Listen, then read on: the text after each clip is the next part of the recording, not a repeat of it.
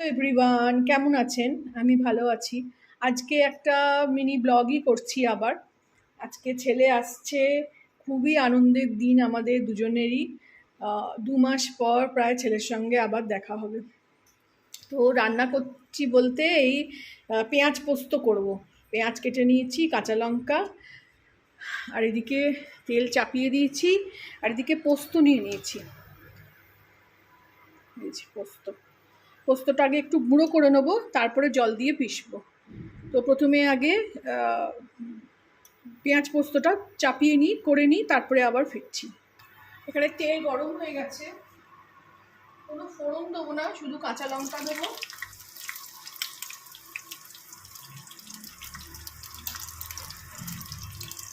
আর একটু পেঁয়াজ দেবো, আর কোনোই মশলা না, শুধু হলুদ আর একটু কাশ্মীরি লঙ্কার গুঁড়ো, আর নুন মিষ্টিও দরকার হয় না, কারণ পেঁয়াজ মিষ্টি, নুন দিলেই হবে। পেঁয়াজ পোস্ত করছি আর মাটন করব।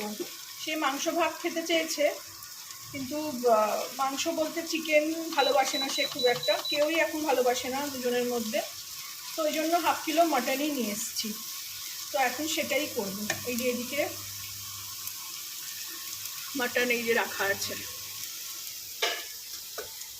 এই যে মাটন দই দিয়ে ম্যারিনেশন করে রেখে দিয়েছি, মাটন করব। আর এদিকে পেঁয়াজ পোস্তটা চাপিয়ে দিলাম। এদিকে বিছানার চাদর ফাদর সব তুলে দিয়েছি, ও আসবে এখানে শোবে, তো কেচে দিয়েছি সব। আর এই ঘরটাতেও চাদর বদলে ওই যেটা পয়লা বৈশাখে কিনেছিলাম সেটাই কেচে নিয়ে পেতে দিলাম, কারণ নিচে তো রেক্সিনের মানে ওই কি বলবো, গদিটা তো তুলন নয়, তো ওই জন্য এখানে পেতে দিয়েছি, এখানেই শুকিয়ে যাবে। আর এদিকে এই দেখুন মাটি নিয়ে এসছি গাছের মানে টবে দেবো বলে। এদিকে আমার তুলসী গাছটা গরমে শুকিয়েই গেল।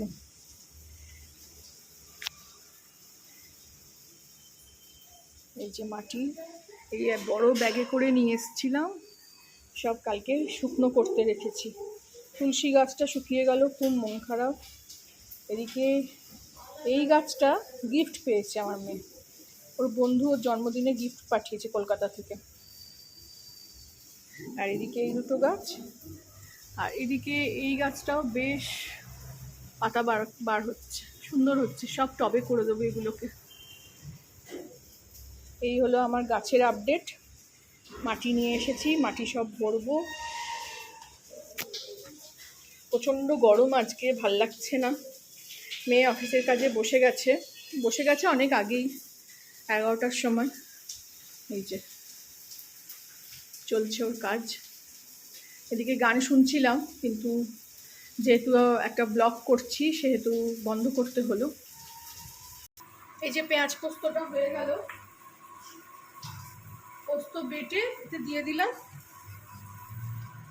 এই যে পোস্ত বেটে দিয়ে দিলাম, এর মধ্যেই মাংসর মশলাটাও পিষে নেব। আদা রসুন কাঁচা লঙ্কা, একটু শুকনো লঙ্কাও দেবো, ঝাল ঝাল করে বলে। এতে একটু নুন দিয়ে দিলাম, চিনি দেবো না এতে, কারণ পেঁয়াজটাই খুব মিষ্টি, চিনি আর নুন আবার ঢালতে হবে। এদিকে আমার পোস্তটা রেডি হয়ে গেল। এইভাবে বানাবেন, খাবেন, আমাকে জানাবেন কেমন লাগলো।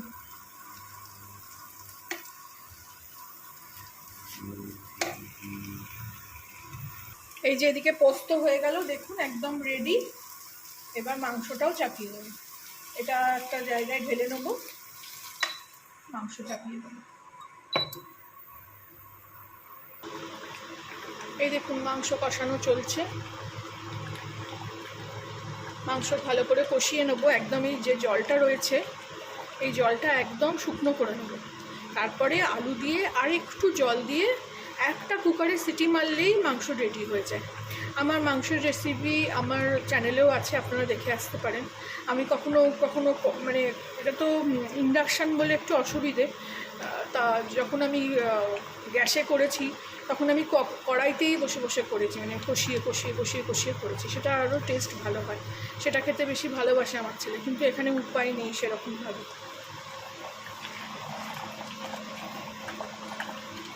যাবে। একদম জলটাকে শুকনো করে ফেলবো, শুকনো করে নিয়ে একদম 2টো সিটি মারা নেবো। আর একটু আলু দেবো, বড় বড় করে আলু কেটে রেখেছি, এই যে 4টে আলু কেটেছি।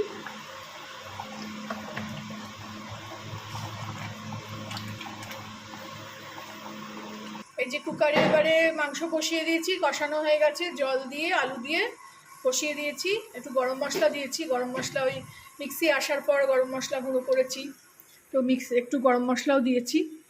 আর এদিকে আমাদের দুপুরের খাবার হলো চিড়ে। লাঞ্চ করব আমরা চিড়ে, নোনতা চিড়ে, নতুন শিখেছি এটা আবার। নোনতা চিড়ে যেরকম আমি নোনতা ওটস করি সেই রকমই। এদিকে আমি দইটাকে ফেটিয়ে নিয়ে সব ছক লাগিয়ে রেখে দিয়েছি, বাদামও আছে, কারি পাতা, শুকনো লঙ্কা সব দিয়ে সর্ষে দিয়ে ছক লাগিয়ে রেখে দিয়েছি। এটাই এবার দুজনে মিলে আমরা খেয়ে নেব, লাঞ্চ করব। তার আগে করব চান করব, পুজো করব। এদিকে সব এই চাদর ফাদরও একটু পেতে নেবো। মেয়ে ঘর ঝাড়ু পোছা করে দিচ্ছে, আমাকে করতে দিচ্ছে না, বলছে তুমি চান করতে চলে যাও। স্নান করে এবার পুজো করে নেবো। এদিকে রান্না করতে করতে সমস্ত কিছু গুছিয়ে পরিষ্কার করে নিয়েছি। বাসনগুলোকে নিচে নিয়ে এসেছি, ওপরে রাখলে জায়গা অসুবিধে হচ্ছে, তার মধ্যে আরশোলা, তো ওই জন্য নিচে নিয়ে এসেছি, মুছে মুছে রাখছি। তো তার মধ্যে সমস্ত কিছু গুছিয়ে নিয়েছি। এই যে মেয়ে ঝাড়ু দিচ্ছে। তো আজকের এই ব্লগটা এখানেই শেষ করলাম। ভালো লাগলে আমার চ্যানেলটাকে একটা লাইক, শেয়ার অ্যান্ড সাবস্ক্রাইব করে দেবেন। Thank you for watching.